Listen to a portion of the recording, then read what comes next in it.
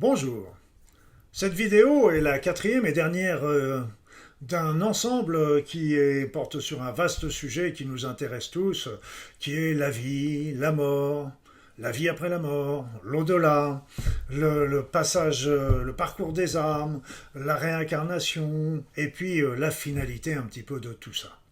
Donc ça, c'est le but de ces différentes vidéos. Aujourd'hui, on va voir la quatrième vidéo qui va avoir pour thème l'au-delà, la réincarnation et le retour vers le divin. Donc c'est déjà encore un vaste programme, vous l'avez compris. Les trois autres vidéos sont toujours à votre disposition sur ma chaîne YouTube. Il est plus logique de les faire par ordre, mais parce que ça permet de mieux comprendre le cheminement. Mais après ça, rien n'est obligatoire.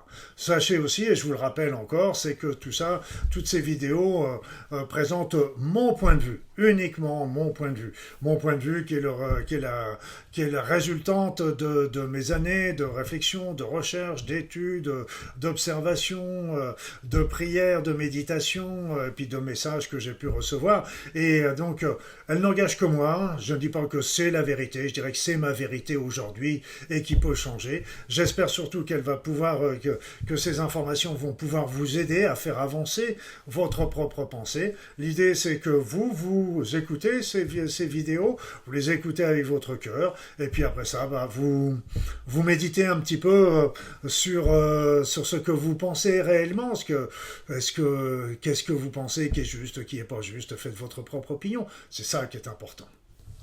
Alors, pour ceux qui ne me connaîtraient pas, je suis Luc Baudin, je suis un ancien médecin, je suis spécialiste en médecine naturelle et en soins naturels et en soins énergétiques, et je suis par ailleurs auteur et conférencier. Alors, dans les vidéos précédentes, on avait parlé de la mort, et puis après ça, du passage de l'âme, la traversée de l'intermonde, jusqu'à atteindre l'au-delà. Donc je vous rappelle, au moment du décès, les corps subtils, le corps physique et le corps éthérique restent sur Terre, et tous les autres corps se détachent, la corde d'argent se rompt, et les autres travaillent et traversent l'intermonde. Quand le défunt arrive dans l'au-delà, donc il sort de l'intermonde, à ce moment-là, il va perdre son corps astral. Le corps astral est lié à l'intermonde. Le corps astral, c'est le corps des émotions. Donc et souvent les émotions négatives, ça vous montre encore une fois, encore un élément qui peut vous montrer pourquoi cet intermonde n'est pas un élément facile, parce qu'il est chargé des émotions aussi négatives, sans parler de tout ce que je vous ai déjà expliqué précédemment. Donc il arrive dans l'au-delà et il va y avoir un établissement de son niveau vibratoire pour le mettre dans l'école, je dirais, dans la classe plus exactement, qui lui correspond.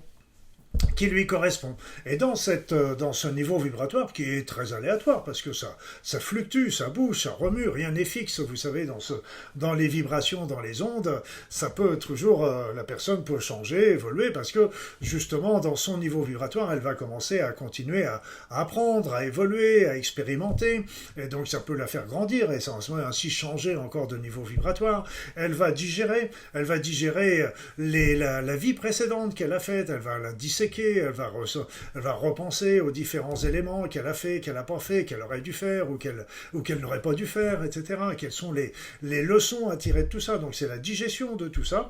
Et donc avec la poursuite de ces recherches, de ces observations, l'école de l'au-delà, et puis grâce à la présence des guides, des êtres de lumière, des anges, des archanges, eh bien elle va continuer à avancer. Et au bout d'un petit moment, il y a des éléments qui peuvent apparaître. Pour la première élément, c'est pour les personnes qui sont les défunts, qui sont bien évolués, eh bien, ils peuvent aussi, de temps en temps, prendre le rôle, un rôle de venir aider un être humain vivant sur cette terre. Ça peut être très bien, d'ailleurs, un membre de leur famille. Donc c'est quelque part, ils vont être devenir un des guides des membres de leur famille, de leur enfant, de leur petit-fils, etc. Je ne sais pas, ou d'un autre être vivant. Ils peuvent devenir un guide s'ils ont un niveau vibratoire évidemment élevé et suffisant. Pour les autres, bah, ils vont continuer de digérer la situation, ils vont continuer d'évoluer, et puis arrivera un moment où il va y avoir la décision qui va être prise de se réincarner.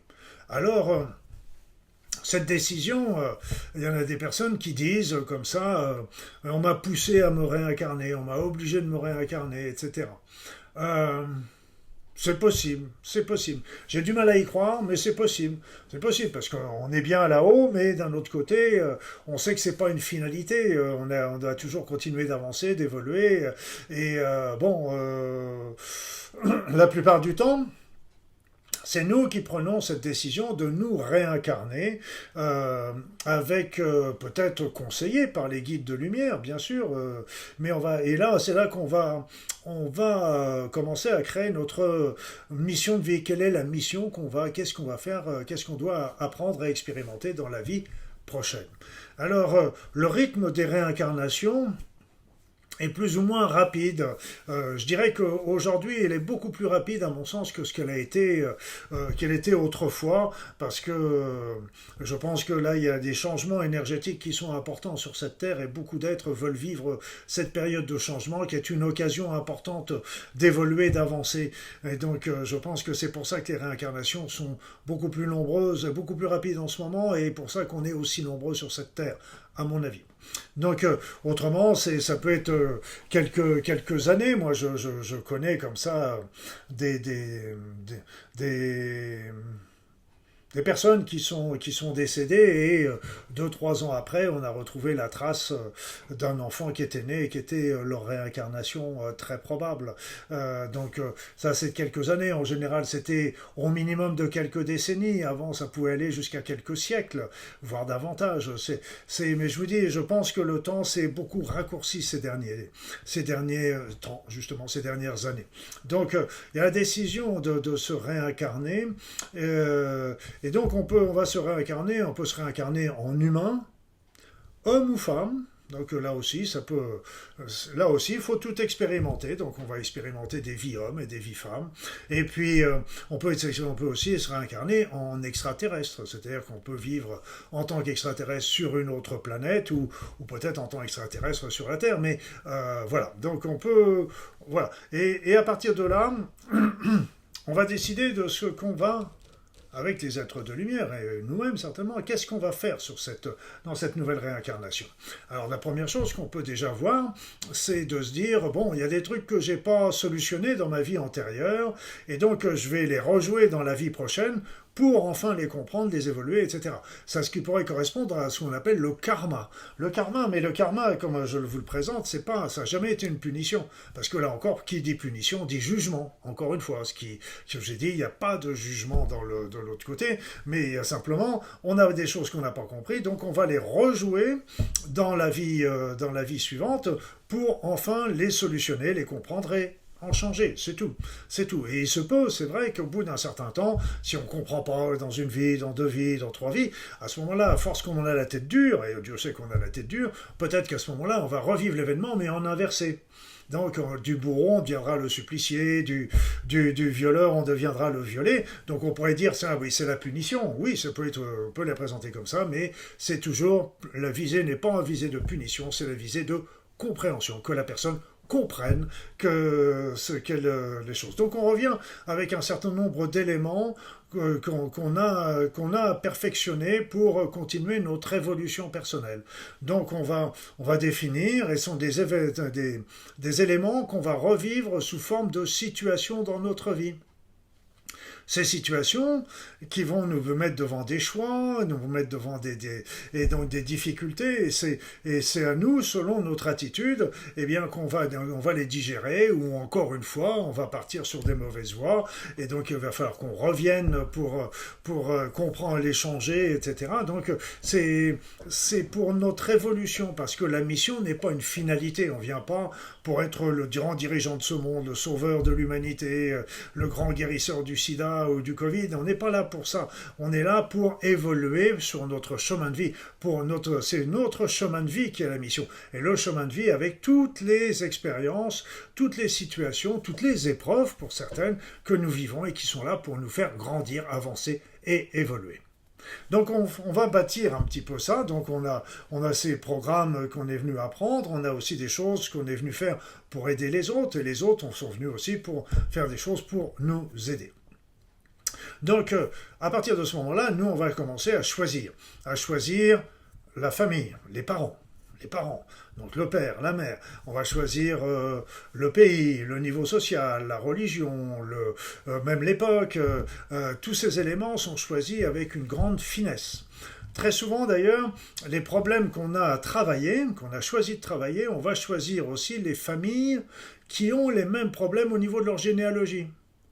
Voilà. Et c'est pour ça qu'on retrouve souvent les mêmes problèmes dans notre vie, qu'on les retrouve dans la généalogie, ou qu'on les retrouve également dans nos vies antérieures. Donc c'est les mêmes problèmes, parce que justement on a choisi les familles qui ont cette problématique qu'on est venu travailler, qu'on est venu ramener d'une vie antérieure peut-être, ou qu'on a décidé de travailler, et donc on est venu avec cette problématique pour avancer, et on a choisi cette famille-là, parce que si cette famille a les mêmes problèmes, ce problème-là c'est la meilleure situation, la meilleure position pour qu'on puisse la solutionner. Voilà, donc ça c'est le but de ça. Donc une fois on a établi tout ça, donc on va commencer par vivre autour des parents, de la maman, du papa, etc. Et puis arrivera la fécondation, là l'être va commencer à véritablement s'incarner dans cette âme. Donc on arrive avec une conscience, la conscience, une mémoire de la conscience, la mémoire de notre conscience, et puis il y a la mémoire de notre corps. Il y a les deux mémoires qui vont cohabiter pendant toute notre vie, c'est-à-dire la mémoire qu'on a ramenée de l'au-delà avec le programme de vie, mais on a effacé un grand nombre, tous les souvenirs de vie antérieure, parce que se rappeler certaines vies antérieures ne sont pas bonnes à se rappeler, et parce qu'on a fait des choses qui ne sont dont on ne serait pas fier et qui pourraient nous rendre très malheureux. Donc si vous voulez un jour faire remonter vos vies antérieures, ne faites remonter que les vies antérieures qui peuvent avoir un intérêt quelconque pour vous aider à progresser dans cette vie. Oubliez les autres, parce que sinon vous allez vous retourner le cœur avec des situations qui sont passées et qui n'ont plus lieu d'être. Donc ne faire remonter que le positif et que ce qui peut vous être utile aujourd'hui. Donc c'est ainsi que on se retrouve avec la mémoire de la conscience et la mémoire du corps qui est reliée à la terre, mais qui est reliée aussi à la généalogie, au père, à la généalogie du père et la généalogie de la mère. Et ces deux vont devoir travailler ensemble pendant toute notre vie. Et donc, c'est pendant toute notre incarnation, vous m'avez compris. Et donc, c'est cette mémoire... Cette mémoire de la conscience correspond, on peut l'appeler aussi l'être intérieur, on peut l'appeler aussi l'enfant intérieur pour certains. Donc lui, il va choisir, c'est lui qui va définir aussi notre corps, si on est un garçon, si on est une fille, si on est grand, si on est petit, si on est blond, si on est brun, si la couleur de notre peau, il va définir nos capacités physiques ou nos infirmités, nos talents subtils ou nos absences de talent, notre niveau intellectuel. Donc tout ça, elles sont choisies avec perspicacité et souvent en modifiant justement, en travaillant un petit peu au niveau génétique et en faisant de l'épigénétique plus exactement. Et ainsi, à ce moment-là, on nous met dans des situations, dans la meilleure situation qui soit pour pouvoir solutionner les programmes qu'on a ramenés et qu'on a décidé de vivre dans cette vie. Voilà. Donc c'est pour ça que de temps en temps on trouve qu'il y a des injustices avec des enfants qui naissent avec des anomalies, etc.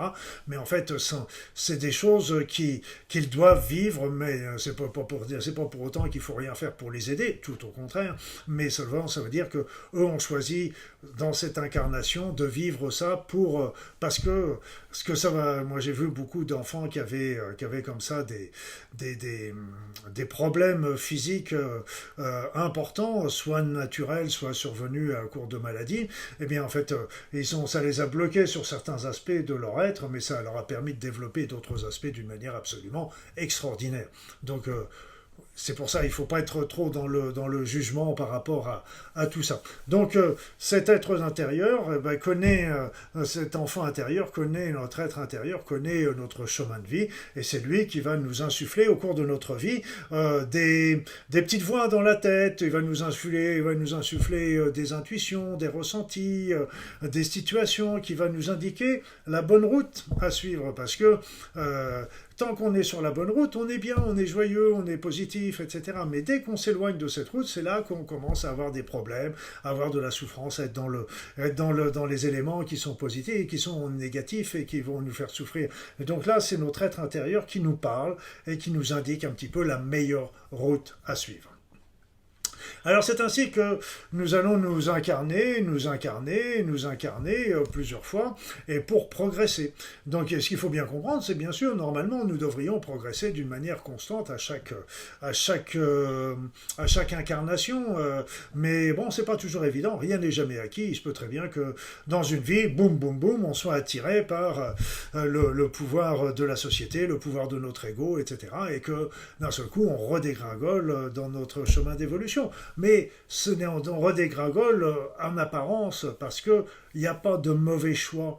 Tous les choix qu'on peut se dire, il y en a un qui va nous mener vers l'ombre, l'autre qui va nous mener à la lumière, mais tous les choix nous apprennent.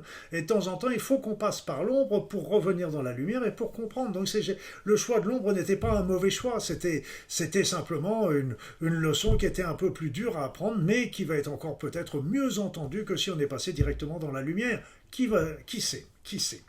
Alors voilà, donc nous avons un cycle de réincarnation humain ou extraterrestre, enfin peu importe. Et puis, donc arrivé à un moment, on peut se dire, tiens, j'ai fini les éléments que je voulais travailler au cours de ce cycle de réincarnation.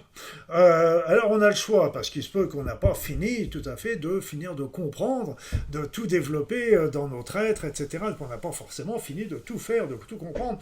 Et donc on peut avoir le choix à ce moment-là de se dire, ok, soit je refais un nouveau cycle humain extraterrestre, soit je change et je vais faire un cycle animal ou végétal, ou autre encore. Parce que vous savez, les animaux ont un niveau vibratoire, un niveau de conscience au moins égal au nôtre, mais situé sur un autre plan. Et ils ont vraiment des vies de souffrance, de difficultés, ils viennent nous aider, donc ils sont vraiment extraordinaires ces animaux, et on n'en prend pas garde, et on peut vraiment évoluer d'une manière extraordinairement puissante avec ces cycles de vie animale également. Le fin du chose, c'est d'arriver à un état évolutionnaire suffisant, de se dire, ok, j'ai compris un grand nombre de choses, donc maintenant, je vais pouvoir sortir de la matrice. Wow. Alors c'est ça la question toujours, c'est de se dire, la matrice, est-ce que c'est une prison ou est-ce que c'est une école? Voilà une bonne question.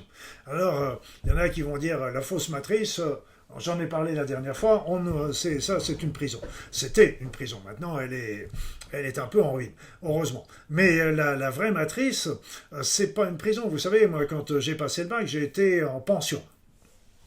En pension, j'ai été mis dans le niveau de la classe qui me correspondait, c'était la terminale pour passer le bac, parce que j'avais ce niveau-là, bien sûr, et j'ai été mis en pension parce que j'étais dans les meilleures conditions pour apprendre, pour préparer mon baccalauréat. Mais j'étais pas dans une prison. J'étais pas dans une prison.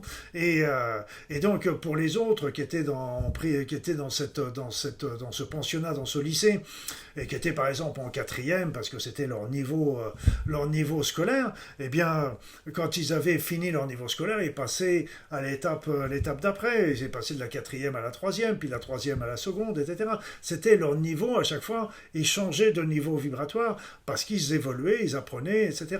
Moi, j'étais en terminale. J'ai appris, j'ai fait comme ça, donc, mais j'étais pas en prison. La preuve, je sortais quand même, je bougeais, on peut sortir. Et là aussi, même dans notre vie, on peut avoir des plaisirs, on peut sortir, on peut faire autre chose que d'être tout le temps, en train de travailler sur notre évolution personnelle. C'est important de faire autre chose. Mais donc, le lycée n'était pas une prison pour moi. C'était le meilleur endroit qui soit pour évoluer.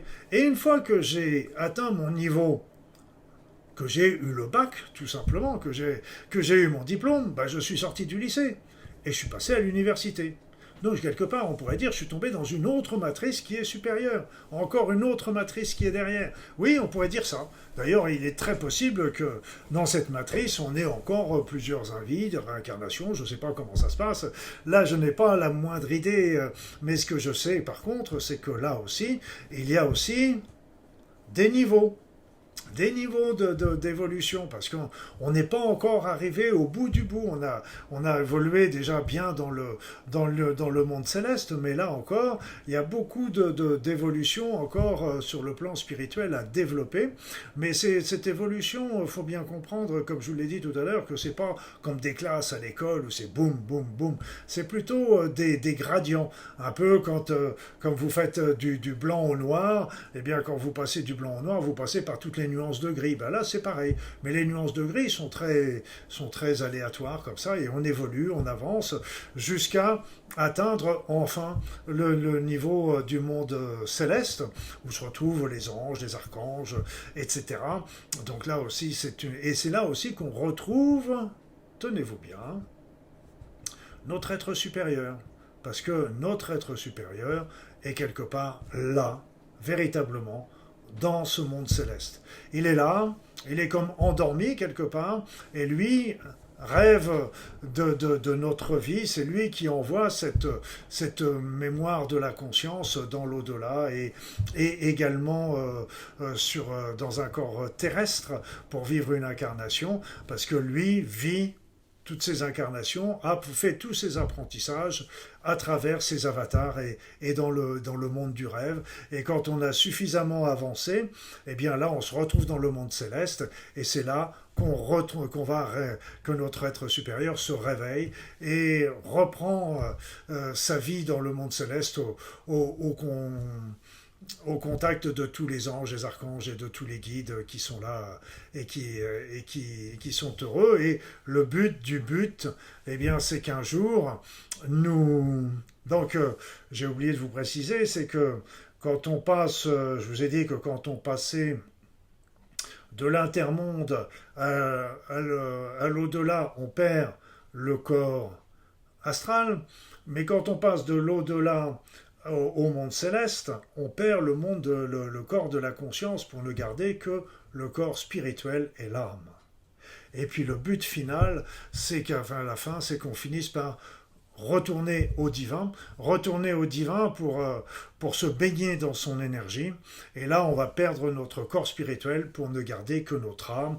Mais notre âme se sera développée, aura grossi au fur et à mesure de notre évolution vers l'amour, la compréhension, la tolérance, etc. Donc, pour le moment, nous avons peur de retourner dans cette énergie divine parce que nous avons peur de plusieurs choses. D'abord, on a peur du jugement du divin. Alors le divin ne nous fera jamais de jugement et ne nous fera jamais de remontrance. Il nous accueille toujours avec sa bienveillance, avec son amour, sans jugement et sans attente. Donc, il faut déjà bien le comprendre. Ce qu'il faut comprendre également, c'est que on est devenu un individu, on est devenu une individualité. Donc, on a peur que si on se noie dans l'énergie du divin, eh bien, on perde notre individualité. Non, on sera une goutte dans l'océan du divin, mais on sera toujours une goutte, un individu dans cet océan. Mais nous aurons choisi volontairement volontairement de venir nous baigner dans cet océan. Donc ça, c'est ça l'important, c'est qu'on est venu volontaire. C'est une décision qui arrivera d'elle-même au cours de notre évolution.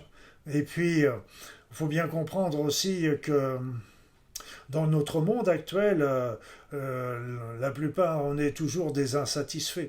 On est toujours, on en veut toujours plus, et puis on confond un peu plaisir et puis le bonheur, si bien que on se plonge dans l'achat, dans des matières, de matériel, etc. Ce qui nous donne du plaisir, mais qui nous donne pas le bonheur. On cherche l'amour, on recherche l'amour des autres, on recherche un amour inconditionnel, on recherche de donner l'amour inconditionnel, mais on n'y arrive pas. Sur cette terre, c'est pratiquement impossible. L'amour qui soit complètement inconditionnel, bien qu'il faille complètement y tendre le plus possible. Mais quand on va se baigner dans l'énergie divine, c'est là qu'on se retrouvera complètement satisfait. On retrouvera notre satisfaction totale parce que là, nous serons vraiment baignés par un amour inconditionnel à notre égard. Et qui dit un amour inconditionnel, dit bien sûr un amour sans jugement. C'est évident. Mais nous ne pouvons y aller qu'à partir du moment où nous avons beaucoup évolué, parce que c'est évident que si nous allions tout de suite nous baigner dans les énergies divines, nous grillerions comme des petits lardons dans la poêle, parce que nous avons un niveau énergétique beaucoup trop bas et nous ne supporterions pas ces énergies et ces vibrations élevées. C'est tout simplement pour ça. Il nous faut du temps. Et là, il nous faut du temps pour revenir vers le divin. Mais seulement, ce qu'il faut, c'est revenir vers le divin en ayant progressé, compris un maximum de choses et revenir de le divin d'une manière volontaire. Et c'est ça. Où se trouve, c'est pour ça que nous sommes dans un monde de dualité, dans un monde de choix, dans un monde où on a un libre arbitre et le divin est complètement respectueux de notre libre arbitre, rien n'est fait pour l'entraver et sans jugement, et c'est très bien que quel que soit ce qu'on fait, ça nous servira de leçon, que ce soit bon, que ce soit mauvais en premier lieu, ce sera toujours bon au final. Et donc lui, qu'est-ce qu'il a? C'est qu'il attend, il nous attend. Mais vous savez bien que le Dieu a l'éternité et que l'éternité c'est long. Mais que dans le divin, dans ses énergies, le temps n'existe plus. Et il n'y a plus qu'à avancer, évoluer. Et ne vous morfondez pas, ça viendra tout doucement, progressivement. Vous avez la force, vous avez la lumière, et rappelez-vous, vous avez toujours cette petite particule de divin en vous, qui brille et qui ne demande qu'à se développer. Il est là en vous, le divin, donc n'hésitez pas à le communiquer avec lui et le retrouver. Voilà mes amis, donc cette vidéo était la 4e et dernière de cet ensemble. J'espère qu'il vous a été intéressant et que ça va vous avoir appris. Au moins je vous ai expliqué mes points de vue qui ne sont que mes points de vue dont je suis uniquement le seul responsable. Portez-vous bien et je vous souhaite le meilleur.